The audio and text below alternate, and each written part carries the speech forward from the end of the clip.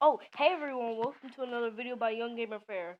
Today we're going to be reacting to the final theory of FNAF. Now, I'm doing this for Jonathan Case, who doesn't believe the things I say about FNAF, so we're going to do this right now. I already did another video, but I accidentally turned off my phone, so I had to restart. So let's get into this. Why, with enough belief, you can even cheat death itself. Death itself. Death itself. Death itself. Death itself. You know, it really is uncanny how these two games overlap.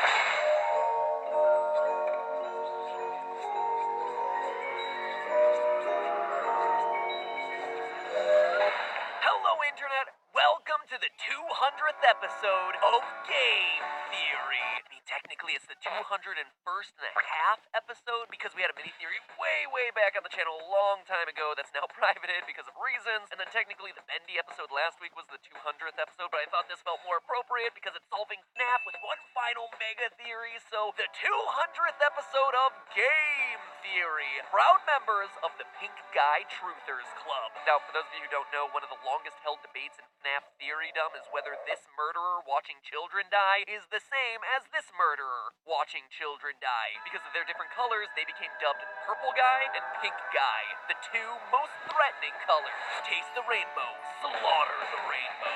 Anyway, since FNAF 2, I have been opposed to this theory, and I can now confirm it is dead. Like a child wanting a mediocre slice of overpriced pizza dead. Ding dong, the witch is dead. One look at Scott's new strategy guide for the series, The Freddy Files, confirms it. Page 48, when describing the Foxy Go Go Go minigame from FNAF 2, quote, Purple Guy is visible in the lower left corner of the room. There it is, clear as crystal. Purple Guy in the corner. Now comes the super awkward question that I never thought I'd have to answer. Which Purple Guy? Because there's two now, and if you didn't know that, strap in. It is going to be a long episode. FNAF as a franchise has always been defined by questions. What was the missing children's incident? Who is Purple Guy? What's the deal with Balloon Boy? Seriously, what is the deal with Balloon Boy? But by FNAF 4, the games had just become a mire of unanswered questions where it was becoming harder and harder to tell the difference between a withered Freddy, a phantom Freddy, and a Nightmare Freddy, let alone a golden Freddy versus a golden Fredbear. We had Fazbear Frights, Fazbear Pizzas, Fazbear Entertainment, Fredbear Diners, Fredbear and Friends, Missing Children, Crying Children, and Bites from pretty much every decade. Then came Sister Location where, between the butter and bongos, theorists, myself included, struggled to try and fit together a story told by animatronics that lie, hand units that lie, animatronics that fuse with other animatronics, and animatronics that fuse together with humans, who then become purple and immortal. Needless to say, it was a lot. For me, what had become the scariest part of FNAF wasn't the jump scares, it was the lore. So you can understand why when the novels came out and offered what seemed to be simpler solutions, I hopped aboard. I started looking for more streamlined solutions within their pages, hunting for clues to the games in a place where they didn't exist, but kind of looked like they exist, and probably should have existed, but didn't exist. And the only thing I accomplished in the process was making things more complicated. So in all the time that FNAF 6 has been percolating in the back of Scott's mind brain, I've thrown out everything that I thought I knew about this series, and I've gone back to doing what I do best. Darn it. Basic counting. 1 Freddy button, 2 Freddy buttons, 1 Foxy toe, 2 Foxy toes. Only this time, I was aided by knowledge of where the series was headed, as well as Scott's latest release, The Freddy Files. It's a book that many others dismissed as merely an elongated strategy guide to the games, but to me, it was invaluable at filtering down years' worth of lore into the details that Scott himself deemed as the most important to focus on. And this entire process of starting at square one has helped me to see connections I'd never made before, enabling me to create the thing I was most scared of. A timeline. A series of events that explain key breadcrumbs that Scott has left for us along the way. And the more I looked, the more it all started to make sense. And that's the plan for this video, and spoiler alert, the next video, to create a final, definitive... Also, I'm doing a two-parter because this is 16 minutes long and I can't film past 15 minutes, so yeah. lore-based theory on the insanity that is FNAF, putting to rest the key lingering questions in the first 5 entries of this franchise and opening the door for Scott to usher in FNAF 6, since at this point we all know he's just waiting for us to solve the previous games before he releases the new one, right? Come to think of it, maybe I shouldn't finish this theory. Now, while I could sit here and rattle off hexadecimal color codes and animatronic design features to painfully hammer out the timeline inch by inch, no one cares. Trust me, I know I wrote 2 other versions of this script where I did exactly that, and both of them sucked. I was boring and confusing myself. It gets way too convoluted way too quickly when you dive into the details. But when I took a step back, I realized that the best way to understand FNAF at this point in history is to know that it's not a story about a haunted pizzeria, it's the story of a family. Meet the Aftons, a perfectly normal family of 5. Father, daughter, son, older brother, and mother. And the secrets of the Fazbear timeline are actually buried in the fates of each one of these characters. We begin with William Afton, the original purple guy, the father, the one who starts this whole timeline with a story that's all too familiar to us by this point. He starts killing kids at bear-themed pizza restaurants. It starts back in the 70s. Should have given him a big purple afro there, Scott. FNAF 2 flashes us back to these origins, showing us Purple Guy's first victim at Fredbear's Family Diner, before flashing forward to show another 5 victims of the Purple Guy in the FNAF 2 location, and potentially yet another 5 victims in the FNAF 1 location. And he would have gotten away with it too if it weren't for those meddling kids. Literally, because his victims refused to stay dead. The soul of the first child enters the puppet, who then gives life to the other children by preserving their spirits in the bodies of the other Fazbear animatronics. Give gifts, give life. We've all known this for years, and Scott even confirmed it, but we had to start somewhere since this is where the story begins. But where the story heads to next might surprise you.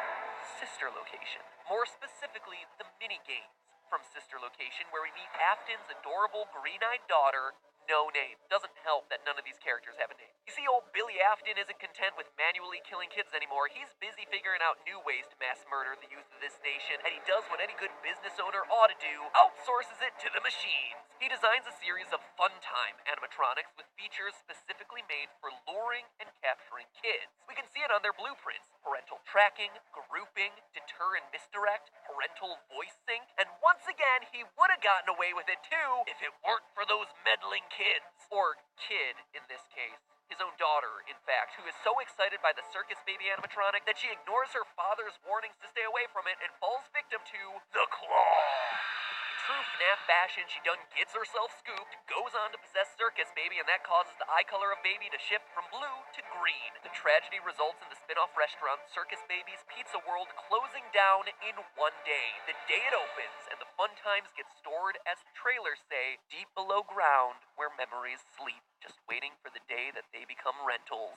One Afton down. Now, before we kill off the next Afton child, let's rewind a minute to explain why Afton's daughter getting turned into human Froyo goes here, since this is a pretty extreme break from how most people understand the FNAF timeline. Evidence the first, not only do we see the animatronics actively moving around their respective galleries, but their luring and capturing features were built with the specific intention of them acting as free-roaming robots, something that we know was phased out in the aftermath of the bite of '87. We also know that this incident happens before Springlock suits get decommissioned. On night 4 of Sister Location, Baby traps you inside a Springlock suit and says this: "You're inside something that came from my old pizzeria.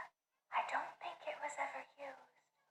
At least not the way it was meant to be used." So Circus Baby and her pizzeria were from a time before the Unfortunate incident at the Sister Location involving multiple and simultaneous spring lock failures. which prompted all spring locks to be banned, aka the bite of '83.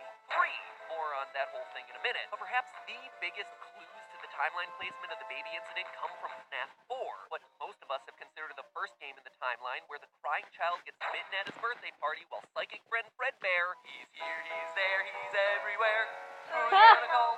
Psychic friend Fredbear, promises to put him back together. Throughout the game, the crying child, Afton's youngest son, keeps hearing the words, "Remember what you saw," repeated over and over to him. When the game first came out, the best I could do was speculate about what this was referring to, but now I think we have our answer. This moment. His sister getting scooped. The crying child saw this happen, thus prompting his fear of animatronics. And we know he saw it through one crucial design detail that Scott included. Look at how this kid's nightmares of Fredbear materialize. The stomach mouth. It's It's a design detail that we all overlooked, but there it is, positioned in the exact same way that Baby rips in half to clog rip Afton's daughter. It's how a child would perceive that incident. And that's not all. It also explains why the Afton home has an empty girls' room in it. Something that Scott clearly thought was important for us to see, so why is it empty? Because the sister is gone. She's dead. She's a victim of William's sloppy kidnapping scheme. Just to be clear, I know a previous theory said this girl was Baby, but she's not. It was a predictive theory based on visual similarities that didn't pan out. In sister location, Scott very clearly showed us that Afton's daughter doesn't wear her hair in pigtails and has a different color of hair than the pigtailed girl in FNAF 4. And we all know how picky Scott is about colors,